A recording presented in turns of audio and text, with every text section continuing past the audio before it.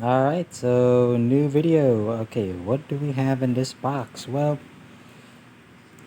I will tell you in just about in a moment here. Well, first off, this is the M4.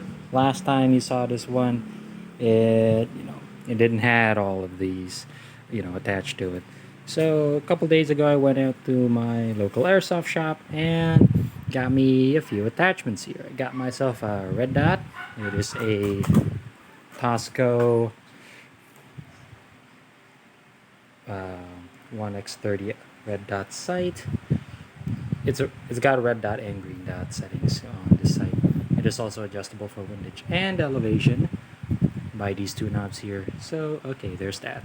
I also got myself one of these Polymer Stubby little foregrips. I screwed this onto the front, and I ordered this one online. This is a KSC mock suppressor. If you could focus right there, it says KSC caliber 556. Well, it is upside down, so but that is what it says. So now I ordered another part online, this thing, and well, first off, this part here, it's a handguard. I bought this one online on Shopee. Cost me about 840 pesos, and we're gonna install this one today on this gun right here. Okay, that is some bad focusing. Okay, there, yeah. So, well, first of all, I'm gonna have to take off the wrapping, and then okay, it is boxed in. So yeah, I'll take it out of the box, and then I'll show you what it looks like. Alright, here it is. So this is a SLR. Hold on, excuse the dogs. Hold on. Okay, so yes, as I said earlier, this is an SLR handguard. It's an Mlok type handguard. You can see all the slots there where you can, screw all types of rails and stuff. And an interesting thing about this piece is that this SLR handrail or handguard is made for gel ball blasters. And now I know what you're thinking. Why would you put a gel ball part on an airsoft gun? Because one, I'm curious, and two, I was looking at the product page and I see a lot of people who bought this thing, installed this on their M4s, on their airsoft AEGs. Like, it fits on their JGs and EC M4,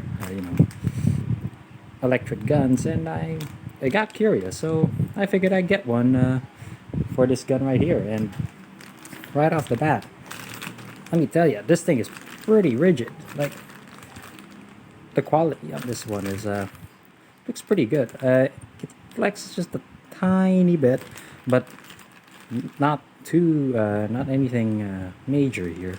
So I'm gonna take this out of the packaging, and then I'm gonna work on replacing the handguard from this old I believe it's like a 4-inch Mark 12 RIS handguard to this bad boy right here. So yep, I will just do some editing, and then we'll get on to the next part of the video, which is taking down this handguard and putting in the new one. Righty-dighty, okay, alright, here it is.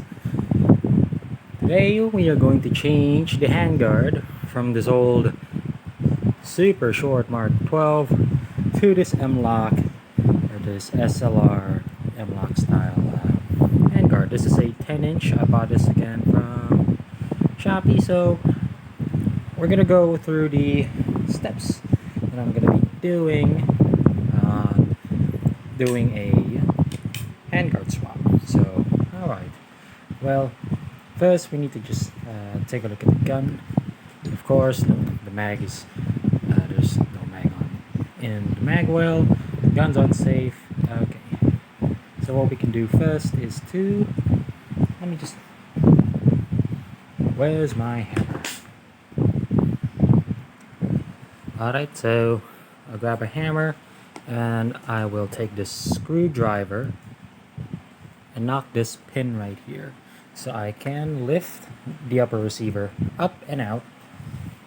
So I can, actually what I may just end up doing is taking both pins off just to separate the upper and lower receiver completely.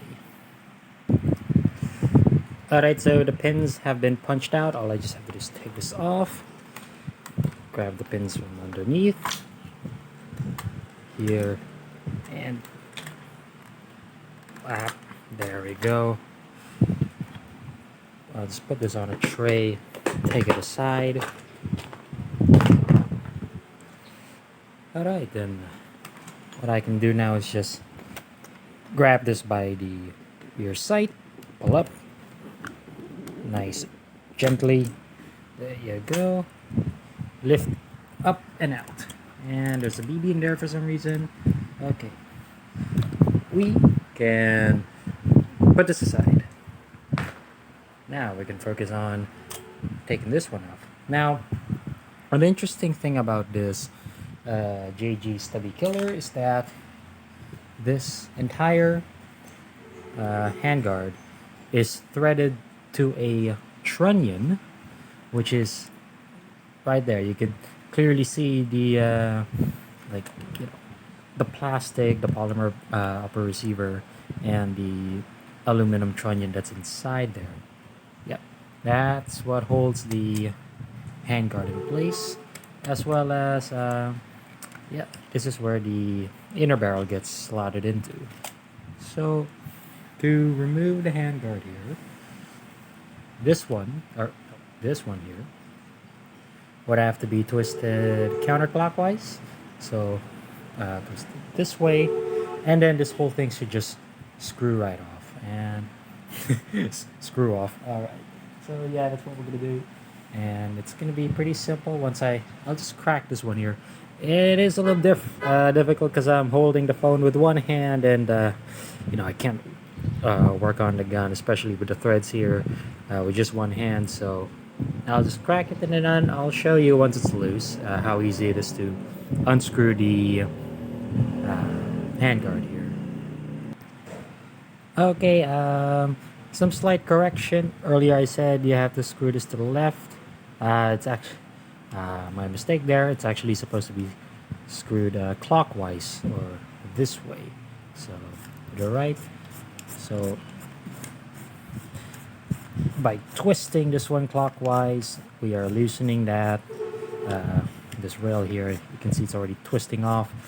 We'll just keep screwing until the whole thing just comes apart. Okay, I believe we have got it. So let me just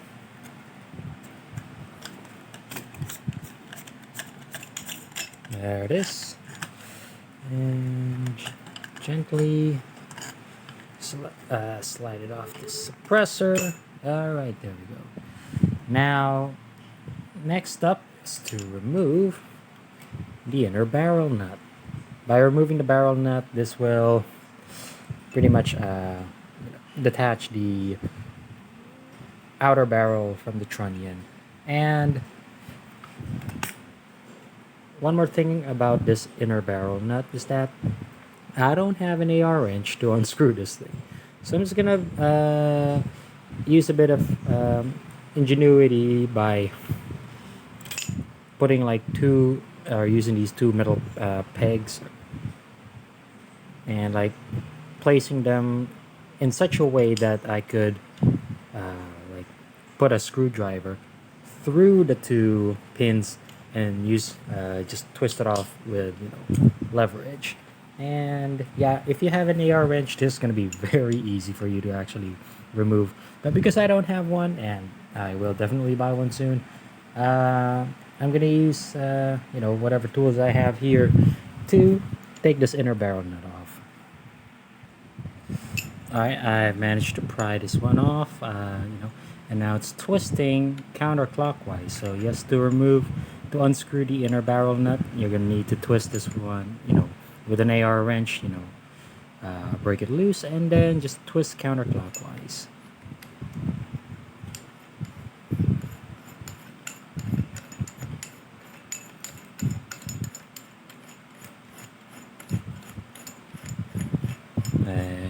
moment now. Alright, there it is. Okay, so I can't quite get it out since the suppressor's in the way, so I'm just gonna unscrew the suppressor. Be right back. Alright, so after unscrewing the suppressor, oh boy, it is starting to look like a mess here. Yeah, pretty much the barrels, you know, it just sits on this, you know, the lip, the outer lip on this barrel just rests on this, on the thread here, right there. And just put that back. Oh boy, the O-ring's falling apart. Okay. Alright, so now that we got it off, whoop, all that's left to do is to slot this one in, screw it in, and then just tighten it. Use tightening it around this. Let's see. Yeah, we got 2 screw holes here. So, oh, by the way, this SLR hand guard comes with, where did I put it? Some of these screws. Oh, it even has an Allen key, and I believe that's like a wedge that gets fitted in here. And there's a ring, which I will see where that one goes to. So, yep, we're just gonna take these out of the bag so that we can now fit the handguard onto the trunnion, or like the thread here for the barrel. Okay, yep, I've threaded the thing in now. All I just have to do is actually just put in these screws here to tighten up the whole handguard, and I believe all that's left to do is to where is it? Yeah, put my suppressor back in, and let's see what it would look like once it's all complete here. Well, it is going to be finished just soon. I still have to put the entire gun back together. Yep, I guess let's get to it.